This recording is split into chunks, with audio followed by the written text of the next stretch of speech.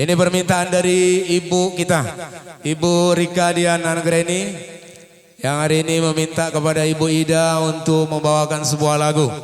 Kalau melihat penampilan dari Kak Leha ini, Kosida juga rupanya nampaknya bisa.